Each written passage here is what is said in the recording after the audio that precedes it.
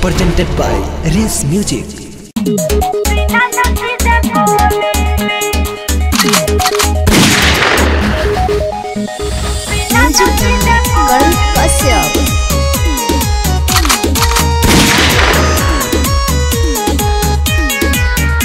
अरे जाई जदि के हुले के डोली तो जाई जदि के हुले के डोली मारे दे सीना में सीधे गोली मारे दे सीना में सीधे गोली देख ले हम जौन साला बोली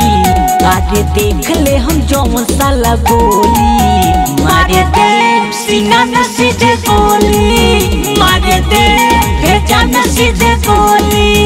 उठलू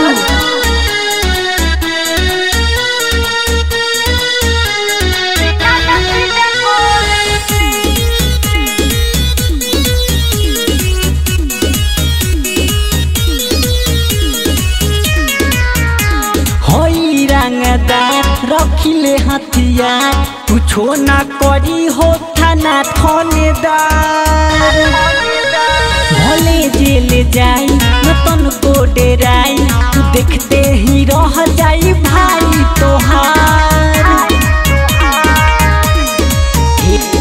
खेल ले हम खूनवे से होली आज खेल ले हम खूनवे से होली मारे दे सीना में सीधे गोली मारे दे भेजा में सीधे गोली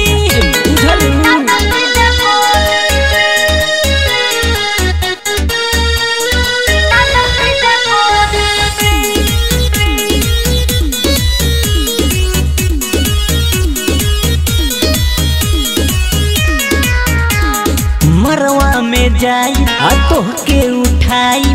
बोली जेऊ हो ठोकाई हो जाई हाला असल रो मोहाला पेपर में खबर छपाई हो अरे ब्रेकिंग न्यूज बन जाई हो धर्म देव कोरी न ठिठोली अखिलेश कोरी न ठिठोली मारे दे सीना में सीधे गोली मारे दे सीना में सीधे गोली अरे केस होई चाहिए भैया साली के मार दम गोली। रेस म्यूजिक स्टूडियो चकिया।